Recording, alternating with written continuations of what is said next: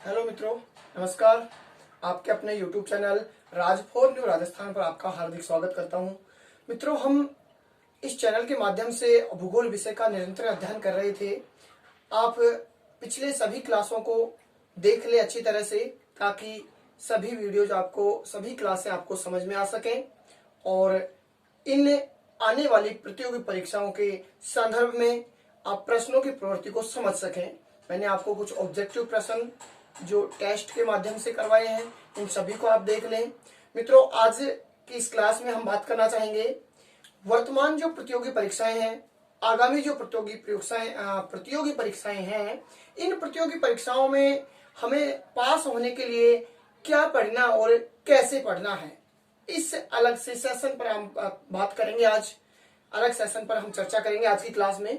तो मित्रों, मैं यहाँ पर बात कर रहा हूँ, सबसे पहले हम आज की क्लास में बात करेंगे कि आगामी प्रतियोगी परीक्षाएं जो हैं, इन प्रतियोगी परीक्षाओं को पास करने के लिए हमें क्या और कैसे पढ़ना है। सीधा सा हम बात करते हैं, बात करेंगे कि हमें पढ़ना क्या व कैसे है। देखिए मित्रों, हमें प्रतियोगी परीक्षाओं में पास होने के लिए क्या पढ़ना और कैसे पढ़ना है, इसकी अगर हम बात करना चाहें तो सबसे पहले नंबर एक में बात करना चाहूंगा मित्रों। पहले नंबर पर हमें पढ़ना क्या है। पढ़ना क्या है, चलिए पढ़ना क्या है, इससे पहले और मैं बात करना चाहूं मित्रों, तो बहुत सारे विद्यार्थियों के मेरे पास फोन भी आते रहते हैं, कोचिंग संस्थाओं में भी कहते रहते हैं विद्यार्थी कि सर मैं किसकी तैयारी करूं। रीट की भी विज्ञप्ति आने वाली है, राजस्थान पुलिस की विज्ञप्ति आने वाली है, पटवार की विज्ञप्ति आ चुकी है। तो इसी संदर्भ में विद्यार्थी जो है अपने आप में ये सिलेक्शन नहीं कर पाते कि मैं कौन से भर्ती परीक्षा के लिए तैयारी करना चाहूंगा। तो मैं तो इसके लिए मैं सबसे महत्वपूर्ण बात एक बताना चाहूंगा कि आपके सामने जो भी प्रतियोगी परीक्षाओं की भर्ती निकल चुकी हैं, उनमें आपको कंफ्यूज होने की जरूरत नहीं है।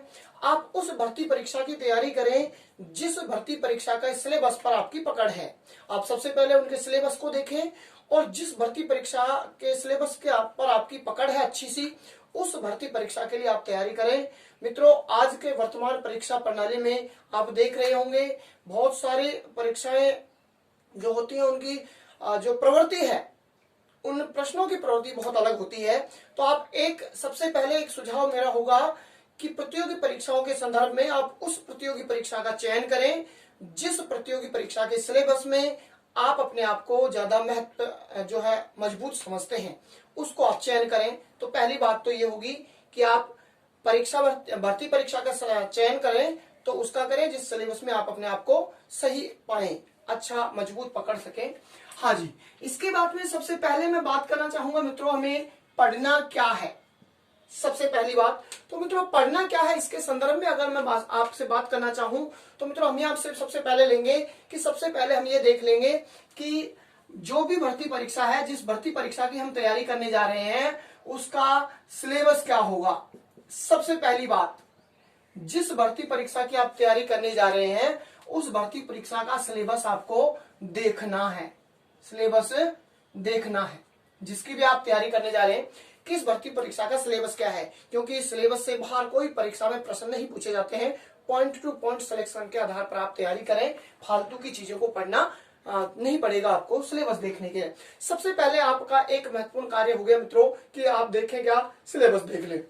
नंबर 2 पर हम बात करना चाहेंगे मित्रों, क्या पढ़ने पर, कि आपके जो पुराने पेपर हैं, पुराने पेपरों का विश्लेषण कर लें। पेपरों का विश्लेषण करें। आप जो पहले पेपर हो चुके हैं संबंधित भर्ती से, आप जिस भर्ती की तैयारी करना चाह रहे हैं, इसमें पहले जो पेपर हो चुके हैं उन पेपरों का मित्रों आप विश्लेषण कर लें। और विश्लेषण करने पर आपको यह पता चल जाएगा कि पुराने जो पेपर हैं उनमें प्रश्नों की प्रवृत्ति क्या रही है, प्रश्नों की प्रवृत्ति क्या रही है, किस प्रकार के प्रश्न यहां से जो है पूछे जाते हैं प्रतियोगी परीक्षाओं में, और उनकी प्रवृत्ति क्या रही है। यह आपको पता चल पाएगा जब पुराने पेपरों का विश्लेषण करेंगे। और विश्लेषण करने पर मित्रों आपको यह भी पता चलेगा कि किस टॉपिक से किस प्रकार के प्रश्न जो है पूछे जाते हैं, या ये भी आपको पता चल पाएगा यहाँ से पुराने पेपरों को हल करने से कि आपके कौन से टॉपिक से ज्यादा प्रश्न विगत परीक्षाओं में पूछे गए हैं और कितने प्रश्नों की संख्या किस टॉपिक से आई है, ये आपको पता चल पाएगा यहाँ से। तो 3 नंबर आप यहाँ पर बात कर ले कि यहाँ पर जो पुराने हैं पेपर है उनमें किस टॉपिक से कितने प्रश्न पूछे गए हैं, यहाँ तक हम बात कर सकते हैं। चलिए और हम बात करें मित्रों तो पढ़ना कैसे है। पहले हमने देखा पढ़ना क्या है, तो इस प्रकार से पढ़ना होगा। सबसे पहले सिलेबस देखना आपको। सिलेबस देखने के साथ में ही संबंधित भर्ती के पिछले जो एग्जाम हो चुके हैं उन एग्जामों के पेपर जो है उनको विश्लेषण और हल करना है आपको, ताकि आपको प्रश्नों की प्रवृत्ति और उनकी प्रकृति का पता चलेगा कि किस प्रकृति के प्रश्न और कैसी प्रवृत्ति प्रश्नों की होती है जो हमसे परीक्षा में पूछे जाते हैं। और तीसरी बात मैंने कहा आपसे कि उन प्रश्नों को अगर आप देखेंगे तो आपको पता चल पाएगा कि कौन से टॉपिक से अधिक प्रश्न जो है परीक्षा में पूछे जाते हैं। हम बात करें मित्रों नंबर 2 पर कि हमें पढ़ना कैसे है। पढ़ना कैसे है, चलो ये चीजें हम देख चुके हैं। तो हमें पढ़ना कैसे है इसकी अगर मित्रों बात करेंगे तो सबसे पहले नंबर 1 कैसे पढ़ना है। देखिए आप अपना एक टाइम टेबल सेट कर लें, प्रतिदिन का क्या कर लें, टाइम टेबल सेट कर लें, पहली बात। नंबर 2 अगर मित्रों हम बात करना चाहें तो किसी भी अच्छी बुक को, कोई भी एक अच्छी बुक ले लीजिए, उसी को आप 8-10 बार पढ़ लीजिए, ना कि 8-10 बुक एक बार पढ़ें। एक ही अच्छी सी बुक 10 बार पढ़ लीजिए, 10 बुक पढ़ने के बजाय बहुत ही अच्छा आपको वहां से जो है मैटर मिल पाएगा। एक बुक को ही आप 10 बार पढ़ ले, 10 बुकों को पढ़ने की कोई आवश्यकता नहीं है। नंबर 2 हम बात यहाँ पर करें मित्रों कि आप पढ़ने जब बैठ रहे हैं परीक्षा के पढ़ने के लिए क्या करना पड़ेगा।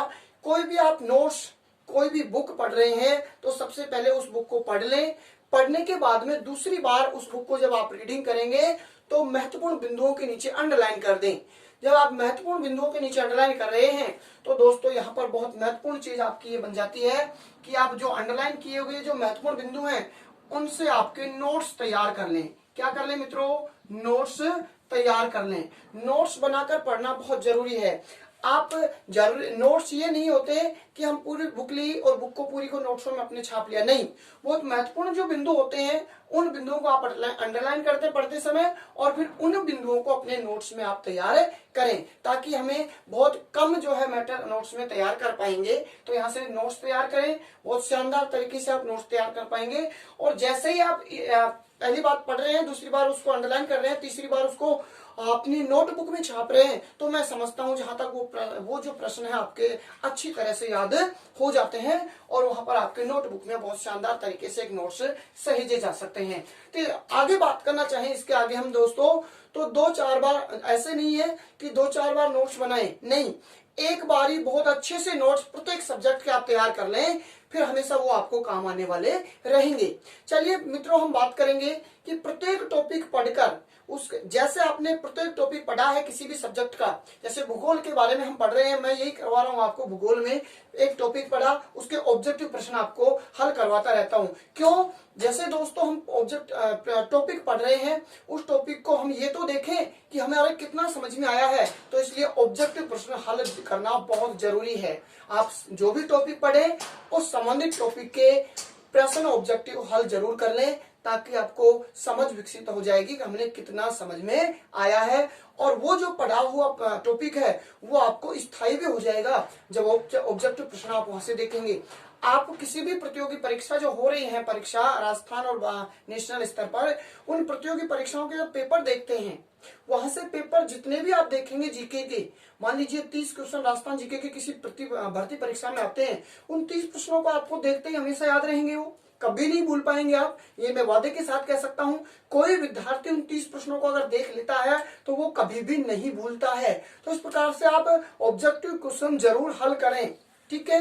चलिए मित्रों, और अगर हम बात करें कैसे पढ़ना है, तो आप ये धारण कर लें अपने आप में कि जैसे ही आपने सारा दिन भर पढ़ा है जो भी, अब हम रात में जब सोते हैं, रात में आप मित्रों जब सोते हो तो ये तो है नहीं कि सोते ही और नींद आ जाती है, नहीं, 10-15 मिनट तो लगभग आपके मस्तिष्क में क्रियाएं चलती हैं। तो दोस्तों वो समय बहुत ही उपयोगी है। जिस समय आप रात में सोते हैं उस समय हमने जो नोट्स बनाए हैं, हमने जो दिन में पढ़ा है, उस चीज को आप अपने दिमाग में लाने की कोशिश करें। उस चीज को, जैसे अक्षय कुमार जो है राउडी राठौड़ एक पिक्चर थी, उसमें अक्षय कुमार इस प्रकार से वापस लाता था, उसी प्रकार से अपने पूरी दिनचर्या को आप सोते समय 10-15 मिनट में वापस लाने की कोशिश करें। अगर उस समय आपने जो भी पढ़ा है दिन में, उसको अगर आपने कोशिश की और आपके माइंड में वापस आया उस समय, तो मित्रों आप उस समय के आए हुए जो माइंड में प्रश्न हैं, उनको आप कभी भी नहीं भूल पाएंगे। ये मैं वादे के साथ आपसे कह सकता हूं। और मित्रों अगर नहीं भी याद आ रहा है, मान लीजिए आपके माइंड में नहीं आ रहा है कि हमने क्या पढ़ा है, तो आपका नोट्स बगल में होगा, अपना नोट्स उठाइए और वहां से देख लीजिए एक बार, क्योंकि उस समय अगर देख रहे हैं तो वो भी आपको कभी नहीं भूल सकते। आप उस चीज को जो उस समय आप देखोगे उसको आप मित्रों कभी भी नहीं भूलोगे। तो आप इन चीजों को थोड़ा ध्यान रखें और इस प्रकार से अपने अध्ययन करें। 2 चीजें मैं आपके सामने लेके आया हूं मित्रों। सबसे पहले हमें पढ़ना क्या है, तो आप तैयार करें, सिलेबस देखें, पुराने पेपरों का विश्लेषण करें, उनकी प्रकृति और प्रवृत्ति देखें, किस प्रकार के प्रश्न आते हैं, और वहां से जो है अपने पढ़ना क्या है इसको सेलेक्ट कर लें कि ये हमें पढ़ना होगा। कैसे पढ़ना है मैंने आपको बता दिया, किस प्रकार से आपको पढ़ना पड़ेगा।